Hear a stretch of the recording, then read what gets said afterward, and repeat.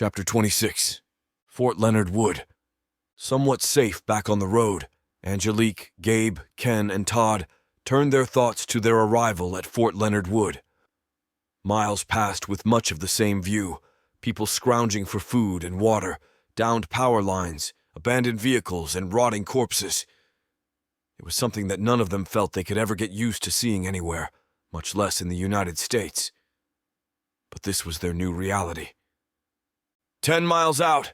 Be ready! Gabe hollered back to Ken and Todd from the passenger side window of the transport as they made their way up a large hill. A few miles up, they could see off to the right where a truck stop once stood. Now all that remained were burned-out shells of trucks and rubble. Our exit is about 4 miles up, Angelique informed Gabe. Have you seen anybody for the last mile? Gabe inquired, noticing that signs of human life seemed to vanish. No, I was thinking the same thing. This close to a city, we should be seeing more people, not less. Angelique looked around as she dodged cars covered with thick dust. Spotting the exit ahead, Angelique made her way to the shoulder of the exit ramp to avoid stalled vehicles as she drove up. Reaching the top, Angelique and Gabe looked around at trailers that were seemingly untouched with their doors still closed. They looked around the area from the top of the ramp, but there were still no people around, just a very thick layer of dust. Look at how thick that stuff is here. It has to be almost an inch, Angelique remarked, amazed and curious as to where it had come from. As they turned down Missouri Avenue just a mile from the gates of Fort Leonard Wood, they spotted several other semis with their trailer doors still closed. It doesn't look like anybody's been here for a while, Angelique said, wondering why these were the only semis they had seen spanning hundreds of miles that hadn't been looted. As they drove closer to the gates of Fort Leonard Wood, they could tell the reception wasn't going to be anything like they thought. All around them, buildings looked as if they had been blown down by a storm. Looking closer at the buildings that still stood, they could see that if it had been a storm, then it could have only blown in one direction, away from the fort. Cresting the last hill before the gates, the four were stunned by the devastation. The gates were no longer there. In their place were twisted metal and a crater. Good God, Gabe said. What the hell happened here? Looking beyond the gates, they could see nothing but devastated forest. Tell him to hold on in the back. I'm going around, Angelique said to Gabe, not wanting to comment on what she was seeing. Gabe rolled his window down and shouted, We're going around! Hold on! Angelique maneuvered around the devastation that lay in front of them. Spotting an opening in what remained of the forest, Angelique steered the transport in its direction. Worried about getting stuck, she kept her foot pressed hard on the accelerator as they charged forward. Todd and Ken fought to hold on to their weapons as they climbed atop sandbags to place a cushion between themselves and the steel floor as their bodies came down with every bump. Successfully making it around, they were happily back on pavement. Driving farther into the fort, they could see that very few buildings remained standing. Taken aback by the devastation, Angelique turned to Gabe. Looks like the Chinese struck here. That is the only explanation for the size of the destruction. After another mile, they spotted what looked to be a roadblock, manned only by a tank and a handful of soldiers. This is more what I expected, Angelique said in despair to Gabe as she looked at the rubble around them. As much as I hate the idea, we are probably going to have to give up our weapons if we want to get by and speak with whoever is in charge. That is, if there's anyone left to speak to. Angelique stopped a few hundred yards from the roadblock and exited the transporter. Looking up into the back of the truck, Angelique hated saying the words that came next. We need to lay down our arms, guys. Todd and Ken looked at each other, surprised by what she had just said. I don't think that is such a good idea, Ken said with anguish in his voice. No, she's right, Todd said as he laid his weapons down on the bed of the truck and then looked to him to do the same. Ken lowered his rifle. Well, I don't want to be the oddball. With their weapons down, Ken and Todd turned and placed their hands on top of the roof of the cab. Let's go, Todd said, looking down. Angelique nodded and climbed back behind the steering wheel. Moments later, they moved forward once more. With weapons pointed at them from the blockade, Angelique slowed the vehicle to a stop in front of them and placed her hands up on the windshield for the men to see. Let's hope they don't just shoot us. Come out of the cab with your hands in the air where I can see them, one of the soldiers shouted. Gabe looked at Angelique. Are you sure about this? It seems to be the only play we have. Angelique reached down to open the door and slowly climbed out of the cab as Gabe followed her lead. You two in the back. Slowly walk to the rear with your hands in the air and do the same, two men ordered from the rear of the truck with rifles aimed at their chests. Following Angelique, Todd and Ken both walked to the rear and jumped to the ground while holding their hands in the air as ordered. Angelique wanted to ask what happened, but instead she asked, Who is in charge? You will find out soon enough, said one of the soldiers with his rifle aimed at her. Okay, everyone to the front of the truck now, another voice demanded. He seemed to be in charge of the blockade. Angelique, Gabe, Ken, and Todd reluctantly did as they were ordered. We need to see your commander now. We have important information, Angelique demanded as her patience began to run thin. Radio it in, the man who seemed to be in charge ordered. Angelique wished they could have gotten the radio in the transport working. With the personnel at the fort having working radios, things would be much different right now. Unfortunately, none of them spoke the language necessary to work it. After a few minutes standing in front of the commandeered transport, an old short school bus pulled up. Once it had stopped, several men exited, followed by a woman in her mid-40s with brown hair and an athletic build. Angelique could tell that she was clearly in charge, yet she didn't wear the rank of someone in command of a military base. Angelique had expected an officer, yet walking toward her was another NCO. The woman stopped in front of them. I'm First Sergeant Ashley Thomas. What is your business here today? Angelique didn't waste any time. I'm Angelique Rose Carringer, former head of the Texas Homeland Security Office in Dallas. We're here to inform you of the invasion. First, Sergeant Thomas tilted her head back and looked around. As you can see, I think we are well aware. You're a little late with that information. Thomas waved her open hand over the devastation around them. First Sergeant, I don't believe you are. We have just come from St. Louis, and it is now under Chinese control. Angelique's tone mirrored the First Sergeant's. Thomas didn't flinch or show any sign of emotion as the men around her looked at one another, surprised by the new intel. It was clear she was thinking about her next decision. Come with me, she said to her new arrivals. Seeing her men's reaction to the information led her to believe that the conversation needed to be held somewhere else. Sergeant, bring their vehicle along. The rest of you back to your post, she ordered with a strong command presence before walking back to her vehicle. Angelique and the others knew not to move until directed, an order that came quickly from the end of a rifle. Let's go. Follow the First Sergeant. Angelique, Todd, Gabe, and Ken were seated in the front of the bus, with the First Sergeant to their rear with two other soldiers. First Sergeant, what happened here? Angelique asked. A day after the EMP struck, we were attacked with weapons I had never seen before. They came in fast and devastated everything.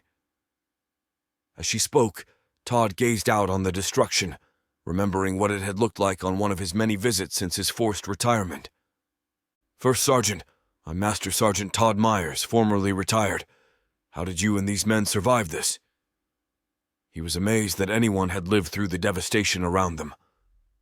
Master Sergeant, we were at cannon range when the base was struck. That is the only reason we are here today, First Sergeant Thomas said with sorrow in her voice at the loss of so many. Where are all the civilians? There didn't seem to be anybody outside the gates, Ken asked. That is a stupid question knowing what happened here, Todd replied. Ken looked at Todd with his face void of emotion. Well, we are on the short bus. First, Sergeant Thomas answered his question anyhow. They ran. The civilians left in fear of another attack.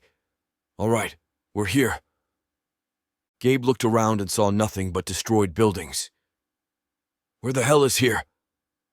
Follow me, Thomas replied, not wanting to give an explanation.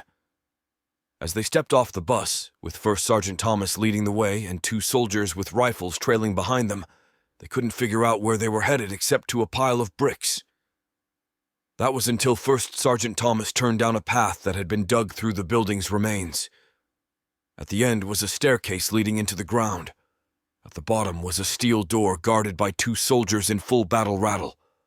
One soldier began opening the door as he spotted her at the top of the steps. This used to be where background checks for security clearances were conducted. It was hardened concrete, and one of the few offices that wasn't destroyed in the blast. Thomas spoke while leading them through the now open door. Walking in, they could see soldiers working all around. In one area, two soldiers were manning a radio, another looked to be at a board showing resources, and farther down were soldiers plotting areas on a map.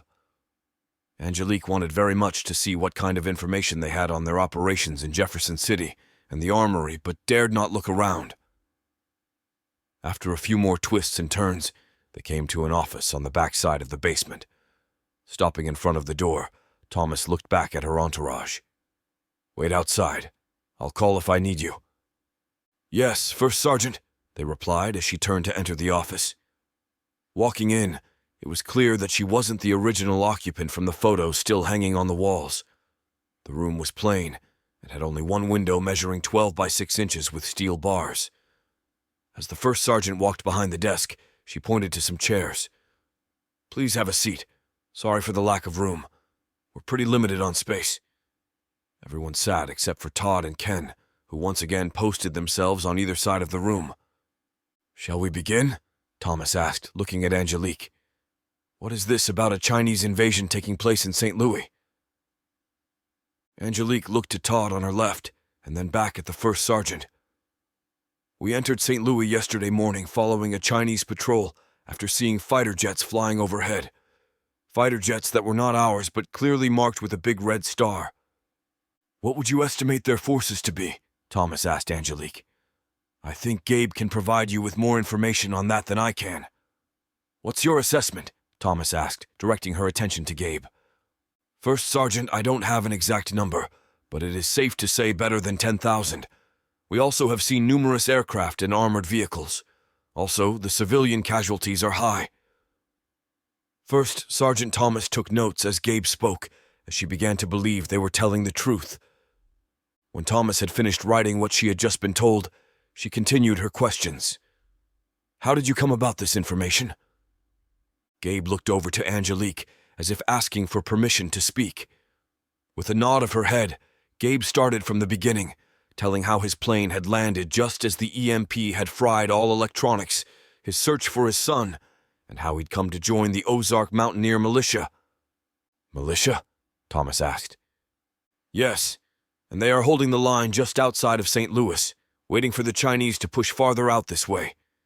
They could be under attack at this moment, First Sergeant," Gabe added, not caring for the tone Thomas used when he said militia. Thomas directed her next question to Angelique. "Miss Carringer, how did you come to be in St. Louis when you're out of Texas?" Feeling safe that the EMP had erased any information about the days leading up to it and her involvement with the United Constitutional Militia, Angelique simply stated, "I was on vacation." Finding the short reply interesting, Thomas probed deeper. "So you were in St. Louis when the invasion occurred?" "No, I was visiting my parents, and they were in St. Louis at the time, so I went to search for them." "How did you come about the Chinese troop transport?" Thomas asked. "The men using it no longer had a need for it." Thomas knew exactly what she meant by that reply. "Now the question is, what do you expect me and my men to do?" Thomas asked, moving on with her line of questioning. "First Sergeant, the militia I'm with needs reinforcements before deciding to move out of the city. We had hoped for them to come from here. Needless to say, we didn't plan on everything being destroyed," Angelique responded. "If I may ask, just how many men do you have here?" Todd asked from where he stood. "At last count, we had 362. We have tried to reach Whiteman Air Force Base for support, but I fear they have also been targeted by the same weapon that hit us." Knowing that the forces at the fort were no threat to the UCM and that they apparently needed to work together, Angelique looked around the room, struggling whether to reveal any other information. Todd, Ken, and Gabe could read her face and gave her a slight nod of approval. Angelique turned back to Thomas. "Are you the highest-ranking personnel here now?" She wanted to ensure that she was talking to the person who was making the decisions. "No. There are a few lieutenants, but none of them have much experience. There are a few other officers of higher rank, but at the moment they are fighting for their lives due to injuries sustained during the blast. Being the most qualified, this is now my command." Angelique could feel the pressure Thomas was dealing with as she spoke. Angelique was satisfied that she was speaking to the person in charge. "There is a force in Jefferson City that will be useful." Thomas's eyes narrowed and she leaned forward. "Are you talking about the renegade unit involved in the massacre?" "Yes, I am. And we aren't renegades," Angelique said forcefully. Taken aback by Angelique's tone, Thomas looked at the men around her once again. "The last reports we received were that they attacked Jefferson City and the National Guard armory. Forgive me, Miss Carringer, but that sounds like renegades to me." Thomas rose from her desk before continuing. "Explain to me why I shouldn't have you arrested right now." Thomas leaned forward and placed both hands on her desk, staring straight at Angelique. Not wanting to escalate the situation, Angelique remained seated, even though every muscle in her body wanted to propel her from the chair she was sitting in. "First, Sergeant Thomas, the reason is that they are keeping to their oath as soldiers to protect and defend the Constitution of the United States against all enemies, foreign and domestic." Thomas's face turned red as she spoke. "I suppose that is what they were doing when they cut down innocent civilians in St. Louis, right? First Sergeant, you appear to me to be an intelligent woman. Do you really believe the lies spread about these men, that our own soldiers would kill those they had sworn to protect? What you heard was propaganda fed to you by tyrants in the federal government." Walking around behind her desk, Thomas thought hard about what she had heard and how she hadn't believed it at the time. "What is it you call yourselves now? The United Constitutional Militia?" Thomas asked as she gazed at the patch on Ken's shoulder. "That's right. Our former commander thought it was a fitting description of what his men were now fighting to save." "Well, Miss Carringer, I'm going to need some time to think about the information you have presented. I will have my men escort you and your men to an area where you can get some rest. It is late, and we will speak again in the morning. Guards!" Thomas called out to the men standing outside her door. She gave them their orders as they entered seconds later. "Take Miss Carringer and these gentlemen to a secure area where they can get some rest and food. That is all." Before exiting the room, Angelique had one last thing to say. "First Sergeant, think about what I have said. The men are simply keeping their oath as soldiers." When she was through, she turned to walk out of the office. With Angelique taking the lead, Todd, Ken, and Gabe followed closely behind her as they walked through the basement back the way they came. Before nearing the steel door at the other end, they stopped as the door opened to let others in. It was clear by the clothes the newcomers wore that they were not soldiers. Looking at the first man's gear, Angelique could clearly tell that he was law enforcement of some type. As he cleared the door frame, another man followed close behind. The right side of his face was wounded and held together with countless stitches. Angelique's heart began to race. "Jonathan," she said lightly as her hands went to her hips, only to find empty holsters. As their eyes met, a smile spread across Jonathan's face. "Miss Carringer, how good to see you. How's the parents?" Angelique could feel a knot forming in her gut. Knowing there was no way out, Angelique stood her ground. "Jonathan, did you cut yourself shaving?" She stared at his disfigured face. With anger building inside him, Jonathan tried to keep calm. "This one will be coming with me," he said to the guards escorting Angelique, Ken, Todd, and Gabe. "What is going on here?" Angelique recognized First Sergeant Thomas's voice. Jonathan lowered his voice as he made eye contact with Thomas. "First Sergeant, this woman is wanted for treason, and she is coming with me." Jonathan spoke with authority as two other men came in the door behind him, taking Angelique by the arms while Todd, Gabe, and Ken closed in on them. "Get your hands off her!" Todd yelled as the soldiers in the room pointed their weapons at him. He froze in place, knowing he wouldn't do her any good if he were dead. The look Todd gave the men caused them to take a step back and tighten their grips on their weapons. "Oh, isn't that sweet? Is this your boyfriend?" No. Your boyfriend is Karnak, the leader of the traitors, since I killed the first one." Jonathan let out a short laugh. Angelique wanted to reach out and rip the stitches from his face, but as she lunged forward, everything went dark. "That is quite enough," Thomas ordered. "Get your men out of here." "I don't take orders from you, but you are correct that we are leaving." Jonathan looked at the two men holding up the unconscious Angelique by her arms and said in Spanish, "Bring her." The two men began moving forward while dragging Angelique past Jonathan and out the door. Jonathan smirked as he looked back at Thomas. "I have no use for these men. Do with them what you want." Knowing there wasn't anything he could do with so many guns pointed at him, Todd watched as they took Angelique from the basement. Ken and Gabe both looked at Thomas and asked, "Are you just going to let them take her?"